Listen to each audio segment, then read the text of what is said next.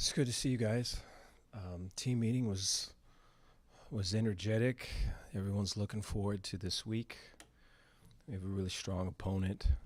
A lot of respect for just the program and for Coach Gundy and just everything he's accomplished. And you can see the improvement in this particular team. It's a dangerous team. Everyone sees that. And so had a spirited practice this morning, and we're ready to attack this week. Take any questions you guys got. Dave, y'all haven't given up a sack the last two games. Running game got back to, performing well this past game. Do you like the growth you're seeing in the offensive line? Since the beginning of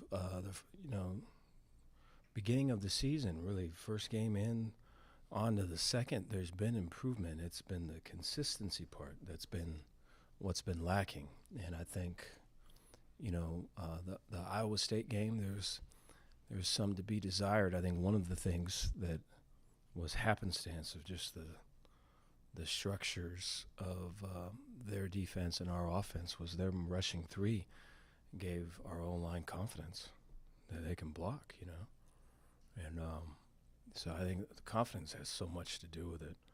When the confidence is just coming from your best friend or your mom or your coach, and everywhere else it's negative or bad or not good or any of that. It's hard to have confidence in the moment, and so to go out and do it is a big step, because then you can really finally start to believe it. And I think that happened with the Iowa State game, and I thought that continued with this one. We'll continue to see effective four-man rush teams and teams that will blitz and bring pressure, and so we'll be tested further. But I feel that we're probably more ready for that test than we've been. Is Sidney Fugar kind of a long-term player at left tackle, and how has he taken steps at that position? Yeah, he's got great size, and he can bend for as big as he is, and he gets hands on you. There's a good chance that you're stopping, and so those are the strengths. The weaknesses is just kind of he's been here, he's been there, he's been all around, and so to kind of get him settled down in terms of the looks and the alignments that he needs to kind of master, I think that really happened this past week, and it's probably the most comfortable that he's been. And, he's very willing and, wants to do well and very humble. And so I think he's been a great addition. I think the best for him is yet to come. You mentioned Ryan Legel a lot in the preseason, and he's been out there every week. What have you seen from him and just seeing these walk-ons consistently play well? He's a fighter, so he scraps, he fights. I think some of the things that he does, they're not necessarily graceful. And probably not the way you draw it up, but he fights guys down. He gets hands on people, and he finds a way to get them onto the ground, finish them. And that's been a consistent, and I think one of the things that is most appreciative about with him is that he'll do that after he was the guy, just the play before getting taken to the ground. It doesn't faze him. All that stuff would faze me, but it doesn't faze him. He gets right back up, and then very next play is putting somebody else into the dirt. And so I think there's a contagious thing that goes with that, and he's right in the center of it. And so I'm really proud of him. Coach, with the win on Saturday, and then you talked about team meetings today, do you feel the team is re-energized and it's kind of new fire in this team? Yeah, I guess that would be one way to say it. I think, I just go back to the belief and confidence that's contagious. And I think when you're making an argument and you've got a cut up here, or you've got some stats to show here, or you've got video evidence of something, and it's kind of particular and specific, that really doesn't do it. That doesn't do it. I think it's very hard. I think there's individuals that are just born and kind of imbued with just a natural confidence. I think those guys are able to kind of get to the other side. The ones that aren't like that, and we do have a few on our team that are not like that. I think that, the particular cut-up fails to meet the standard there. And so I think when they can go out and, wanting and hoping and trying and all this other thing and then accomplish something, the Iowa State O-line protection is one example of it, then I think there's a belief of, man, I'm that guy. I can do this. And so I think the team feels that. I think particularly offensively. Defensively, obviously you spent the bye week in game planning for Taj Brooks and Texas Tech. Do you carry anything over, now that you've got Ollie Gordon coming in and Oklahoma State, and what challenges does Ollie Gordon present? Yeah, big, fast, explosive, dangerous. Yeah, they are the fastest tempo team in our league. And so we've played some tempo teams to this point. They're the fastest of all of them in terms of seconds between plays, or seconds that are left, rather, when the ball snapped, And, I think they're trying to find their footing just in the throw game. I think that's affecting the running game a little bit. But, they started off really fast and strong this last week out, and it was a scary team. I think he has a lot to do with it. You can't, one-arm tackle the guy. It's got to be a gang tackle, and you really have to kind of tackle him low. And so we're going to have to be at our best, or better than what we've been, to defend him. Last week when we were in here, you had talked about Sawyer's leadership and just about how he's a guy who's been patient and waiting to really prove what he's got. He really did that on Saturday. What is it from his leadership that you're looking to carry in from last week into this week? He's one of those guys that has that confidence, and he's able to articulate it, and I think he doesn't hold anything back. I think we've got some guys that feel something and will kind of keep it behind closed doors, with Sawyer is just right out. And I think so much of it is good when that's the case, that guys can read him and follow him. And I think he puts himself out there, which takes a lot of confidence to do. And, I think that our guys look to him. I mean, the end of practice today, he broke it. Our aim is to start fast in this game, and we've had that for a couple games and have struggled to do that, and we're going to need to do it this particular week, just with the start time and with our opponent and everything else. And so we're going to have to play our best early on, and he was able to vocalize that. It's probably better him than me. You mentioned earlier in the season that we have to show our fans that we're like cool enough to hang out with. I would think they would probably got excited by the performance y'all put together the other day. How much do you want to go out and just reward the homecoming crowd and get them excited on Saturday? Yeah, you'd love for people to be excited about Baylor football, and we're really working hard for that to happen, And I think probably the last time we talked, it was kind of, where has this been? And it's like, we've been trying so hard to get it, and I go back to the end of the half, and we score.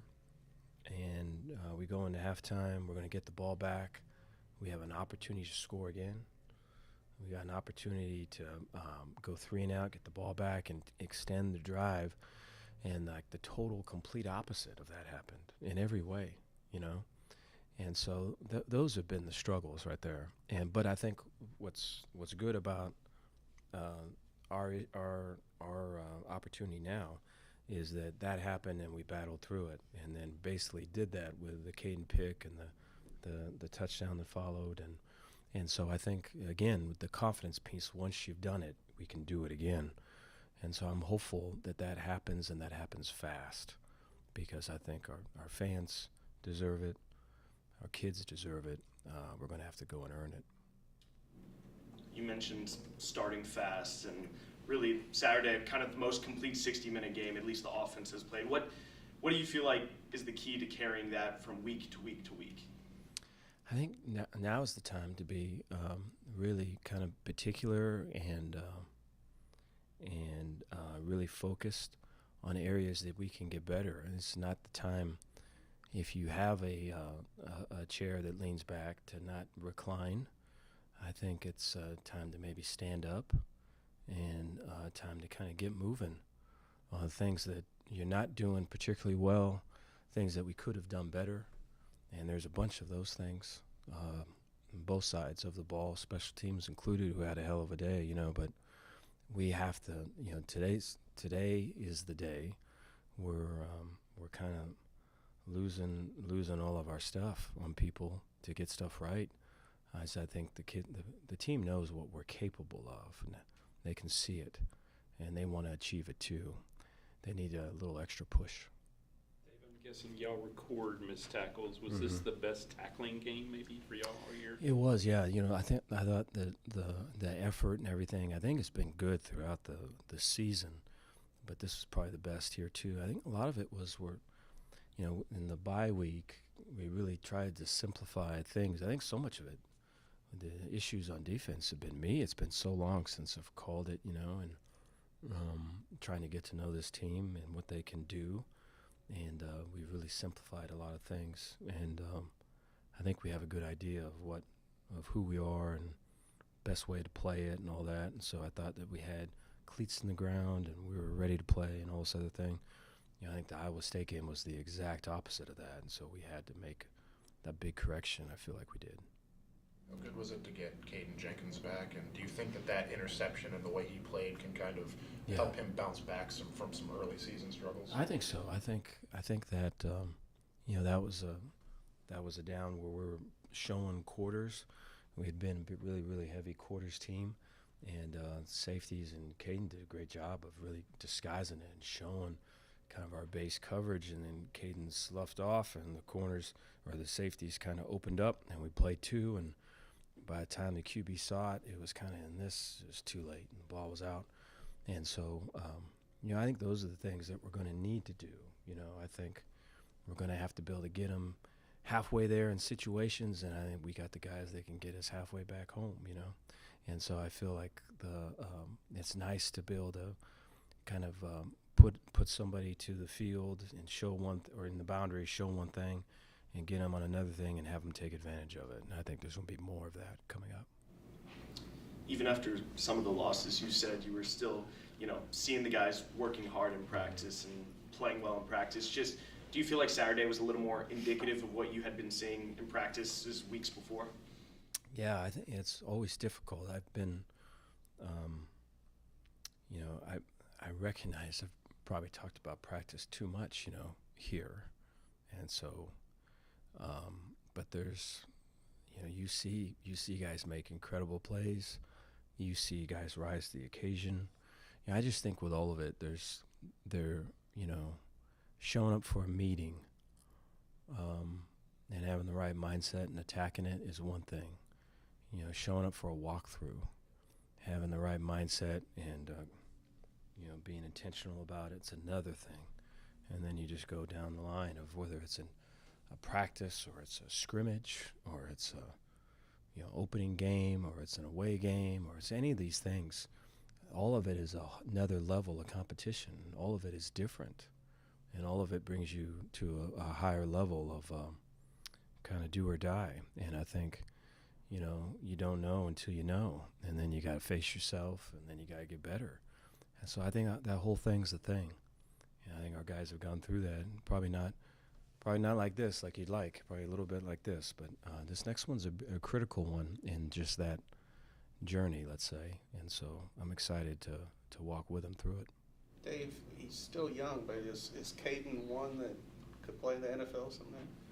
We've got some players, I think, that can do that. And, you look at, what Caden did, what Steve Linton did. Steve had incredible game and versus the team that he was just with, and he had incredible week of practice. Josh Cameron was our player of the game, and Josh had an unbelievable week of practice. And I just think we were talking before to have someone that does everything right and does everything right when no one's watching, so you don't have to kind of be there, kind of take and roll or checking boxes. Josh is going to do it right. I think for some of our guys that, that's like not a thing, That's only a thing when I'm getting watched or I'm getting looked at. And for Josh to be that way all the time and then to be the playmaker that he is, gives hope that we can create more people like Josh. And so, such a positive thing. But I think Josh is one. You know, I think we've got a lot of our receiving core. If they continue to play like they're playing, they're going to have opportunities. And so, I'm excited about the talent and the development of guys that have been here for a little bit and how they're playing now. Dave, relative to Josh Cameron, Yeah. what have you seen in his journey, his total journey, and his time here?